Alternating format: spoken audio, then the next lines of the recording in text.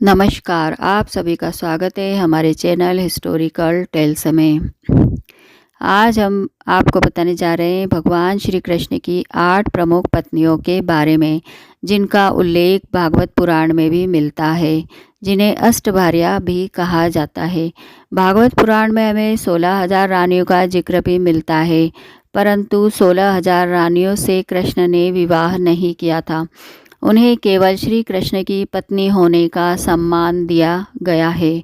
भगवान श्री कृष्ण की माता रुक्मणी के अतिरिक्त 7 और प्रमुख रानियां थीं, जिन्हें अष्टभार्या कहा जाता है। उनकी पहली पत्नी रुक्मणी है, जिन्हें माता लक्ष्मी का अवतार माना जाता है। देवी रुक्मणी विदर्भ की राजकुमारी थी। वे अपनी बुद्धिमत्ता, सौंदर्य, न्यायप्रिय व्यवहार के लिए जानी जाती थी। रुक्मणी का पूरा बचपन श्री कृष्ण के साहस और वीरता की कहानियों को सुनने में बीता था। जब रुक्मणी के विवाह की उम्र हुई तो उनके लिए कई रिश्ते आए, लेकिन उन्होंने सभी को मना कर दिया। उनके विवाह को लेकर उनके माता पिता, भाई रुक्मी भी बहुत चिंतित थे। एक बार एक पुरोहित जी द्वारिका से भ्रमण करते हुए विदर्भ पहुँचे। तब उन्होंने विदर्भ में श्री कृष्ण के रूप और गुणों की और व्यवहार का अद्भुत वर्णन किया, जिससे रुक्मणी बहुत प्रभावित हुई और मन ही मन श्री कृष्ण को चाहने लगी थी। लेकिन देवी रुक्मणी के भाई और पिता का संबंध जरासंध, कंस और शिशुपाल से था, और इसी कारण से वे रुक्मणी का विवाह कृष्ण से नहीं करना चाहते थे।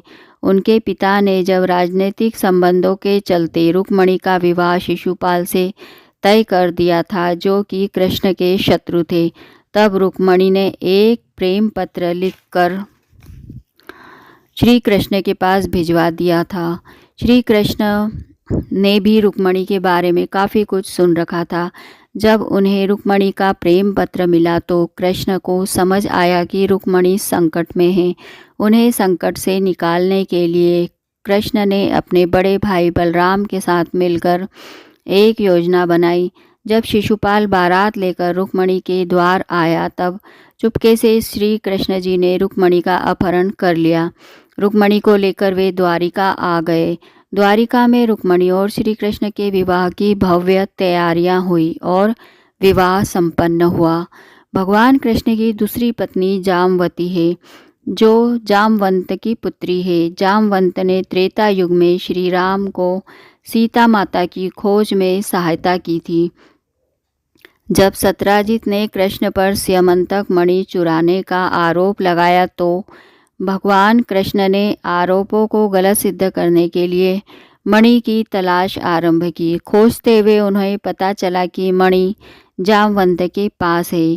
भगवान कृष्ण ने मणि पाने के लिए जामवंत से युद्ध किया, पर जब जामवंत को ये पता चला कि कृष्ण भगवान राम जी के ही अवतार हैं, तो उन्होंने वह मणि, स्यमंतक मणि, भगवान कृष्ण को दे दी।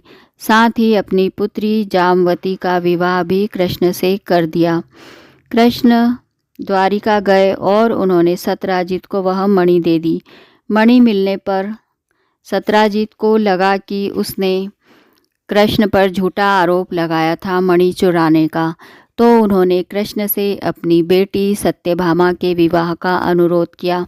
भगवान कृष्ण मान गए और इस तरह से सत्यभामा उनकी तीसरी पत्नी बनी। एक बार भगवान कृष्ण और अर्जुन शिकार करने यमुना तट पर गए थे। वहाँ उनकी मुलाकात एक सुंदर सी स्त्री से हुई, जिसका नाम कालिंदी था। वे सूर्य की पुत्री थी। कालिंदी ने बताया कि वे कृष्ण को पति के रूप में पाने के लिए तपस्या कर रही है, और जब तक वह उन्हें नहीं पा लेती तब तक वह कठोर तपस्या करती रहेगी। भगवान कृष्ण कालिंदी की तपस्या से प्रसन्न हुए और उन्होंने उससे विवाह कर लिया। इस प्रकार कालिंदी भगवान कृष्ण की चौथी पत्नी बनी। मित्रवृंदा अवंती की राजकुमारी थी और वह कृष्ण से विवाह करना चाहती थी, परंतु उनके भाइयों ने कृष्ण से विवाह पर आपत्ति जताई, क्योंकि वे दुर्योधन के सहयोगी थे। तब भगवान कृष्ण ने उनके भाइयों को युद्ध में हरा दिया और मित्रवृंदा को उनके स्वयंवर से लाकर विवाह किया। इस प्रकार मित्र वृंदा कृष्ण की 5वीं पत्नी बनी। सत्या अयोध्या की राजकुमारी थी। वह भी श्री कृष्ण से विवाह करना चाहती थी, लेकिन सत्या के पिता की यह शर्त थी कि जो भी कोई उनके 7 क्रूर बेलों को वश में करेगा, वो उससे ही अपनी बेटी का विवाह करेंगे। तब श्री कृष्ण ने उन 7 बेलों को आसानी से परास्त कर दिया और फिर सत्या से विवाह किया। कृष्ण की 7वीं पत्नी भद्रा है, जिन्हें रोहिणी भी कहा जाता है। श्री कृष्ण का विवाह भद्रा के भाइयों के अनुरोध पर हुआ। कृष्ण की 8वीं पत्नी लक्ष्मणा है, जो मद्र की राजकुमारी थी और कृष्ण से प्रेम करती थी। इसलिए भगवान कृष्ण ने लक्ष्मणा के स्वयंवर में जाकर सभी प्रतिद्वंदियों को पराजित कर लक्ष्मणा से विवाह किया। अष्टभार्या के अलावा भगवान कृष्ण की 16,100 पत्नियां और थी, जो कि मुख्यतः राजकुमारियां थीं, गंधर्व कन्याएं थीं और अप्सराएं थीं। इन युवतियों को नरकासुर नामक राक्षस ने जबरदस्ती बंदी बनाकर अपने महल में रख रखा था। भगवान कृष्ण ने नरकासुर का वध करके इन सभी राजकुमारियों को आज़ाद कराया, परंतु लंबे समय तक नरकासुर के महल में रहने के कारण इन राजकुमारियों को उनके परिवार वालों ने स्वीकार नहीं किया। इसलिए भगवान कृष्ण ने इन सभी युवतियों को अपने महल में आश्रय दिया, जिससे उनको आश्रय और समाज में सम्मान मिला। आपको हमारी यह वीडियो कैसी लगी हमें कमेंट करके ज़रूर बताएं। इस वीडियो में बस इतना ही। धन्यवाद।